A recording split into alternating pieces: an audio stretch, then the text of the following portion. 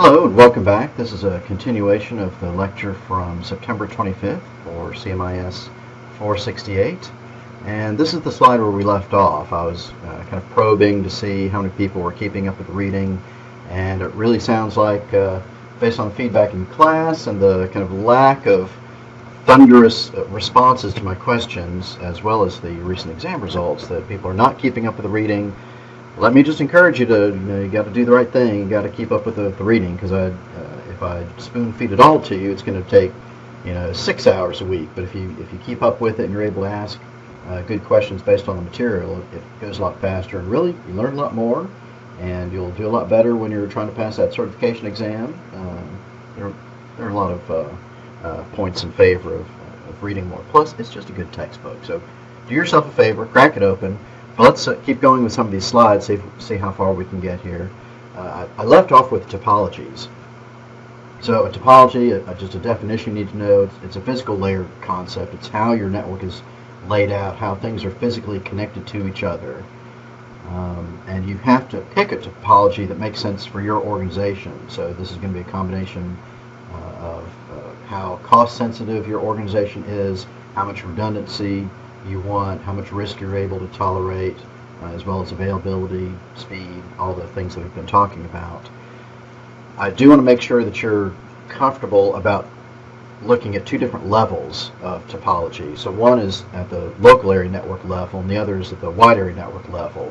If we're talking about a LAN topology, I'm typically talking about how switches are arranged within the local area network. If I'm talking about a wide area network topology, it's how routers are arranged. This is just an easy way to differentiate between the two.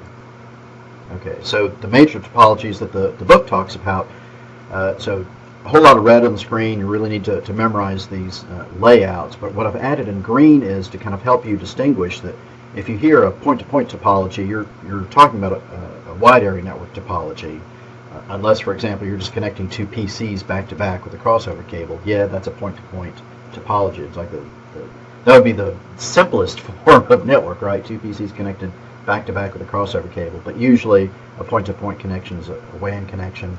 A star is what I'll usually be drawing up on the board for a LAN with a switch in the center of the star. That same configuration of a center point with devices connected to it in a star, if you're doing that with a router on a wide area network, for some reason we just call it a hub and spoke, even though they look exactly the same. A star and a hub and spoke look the same, but a star just refers to a LAN, this refers to a WAN. The hierarchical star, I gave you a quick example when you've got something radiating out from one of the spokes into another level. A switch connected into a switch is a good example where there's a hierarchy in your star, and that can apply to either one. A ring is a little older way of doing it, but that's a wide area network topology that looks like a ring. And full mesh we talked about in class, and that can be referring to either LAN or a WAN. Partial mesh. Full mesh is the most expensive, but very reliable, but it's the most expensive. That's the downside. So if money is no object, you always want a fully meshed topology. However, typically money is an object, so that's why a lot of times you'll look at a partial mesh topology. At the other end of the spectrum, if fully mesh is kind of the best but the most expensive, hub and spoke topology, talking about a WAN topology at this point, it's cheaper but it's less reliable. So why is it less reliable? Well, I didn't hear anybody answer. Oh yeah, it's because we're recording. Yeah, the answer is if this site goes away, can these guys talk to each other? No, they cannot. So you're relying on the hub of the topology there. So there's a little more danger, a little more risk involved in the hub and spoke, but it's cheap. So when you're designing a network, this is one of the fundamental trade-offs you have to look at, the balance between cost and reliability. So you have to balance these two things. A common LAN design is you have to take into consideration the physical layout of the building, whether it's all on one floor, or if it's a 10-story building or a 100-story building, or campus network. That's going to affect how you physically lay things out. It's very common to have a core switch in your equipment room where the router is. It's also very common to have your servers plugged directly into your core switch, just because these are going to be probably faster connections for one thing. You'll have like gigabit Ethernet connections, maybe even fiber connections from your servers into your core switch, although it'd be a little silly if they're in the same room to use fiber, but some people do that. And then to have workgroup switches on every floor of the building is one way to do it. And then everybody just plugs in, and maybe there's a fiber connection going, because again, you use fiber for distance. Maybe you have a fiber line running from the core switch to the workgroup switch on the first floor and the second floor, and then copper wiring, just copper Ethernet cables running out to all of your PCs on each floor. This is a common way of doing things. But as you're doing your design, you have to draw it out first. You just have to. You have to draw it out first.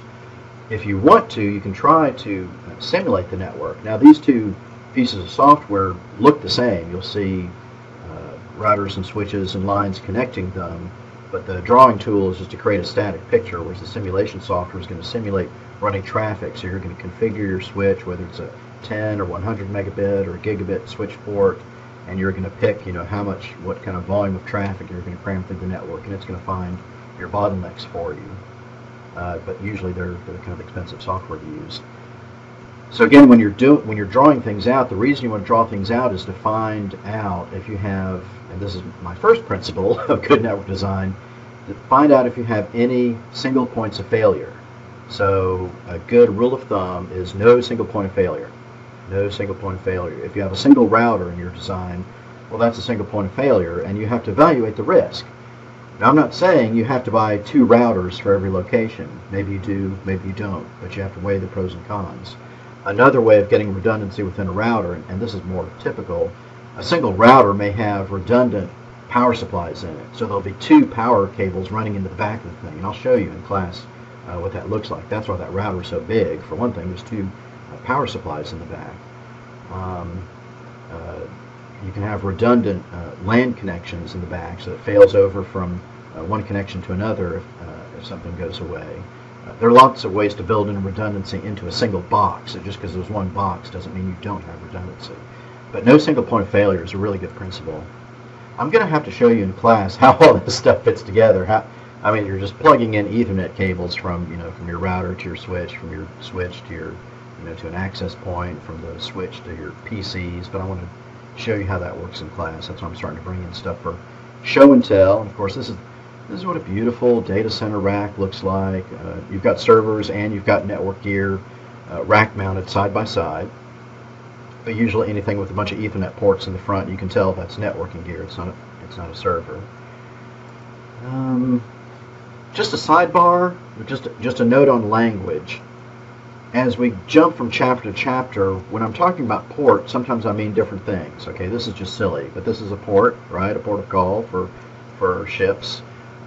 These are ports on the back of your PC. When you set up your PC, plug into your printer port, plug into your USB port. Those interface connections into a PC can also be called ports. Anytime you're plugging, and I know it's sexist, but this is what we call it, a male plug into a female port, male end into a female end. I know it's very gendered language, but this is something that's deeply embedded in the telecom industry. So an Ethernet port is another example of a type of port. But remember, at layer 4, there are also ports. Now, these aren't physical ports at this point. These are those 65,000 different application ports. It's another kind of port, so that can be confusing language. But when we're talking about the physical layer, I'm talking about these kinds of ports. Okay. More stuff about network design. Again, you have to gather your business requirements first before you can ever start picking products, right? If you don't know what the business needs are, I don't see how you can pick a model router or a model switch, which means you have to kind of understand the kind of traffic needs you're going to have. So in order to pick a product, 9 times out of 10, it's a complicated decision coming up with a new network design. So you need to be objective. You can't just shoot from the hip. You can't decide from your gut or because a piece of hardware is pretty, okay, or even because it says Cisco on there, even if you love Cisco stuff like I've been trained to. You have to be objective about your decision and weigh the pros and cons of different criteria, and then weight your criteria.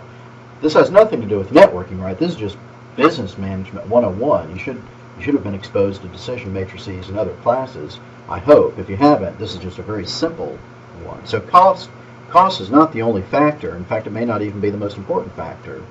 Ease of use, functionality, you're going to get a lot more detailed in your product selection matrix.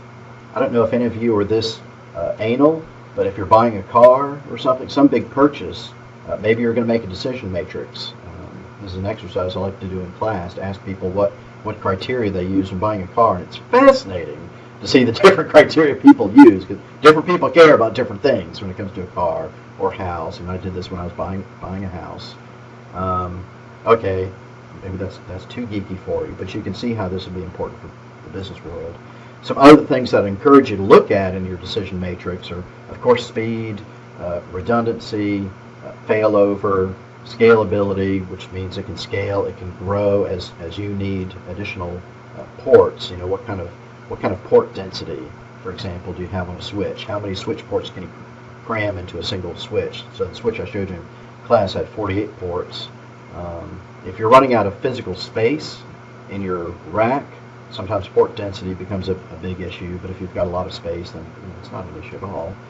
MTBF is an industry term that stands for mean time between failure.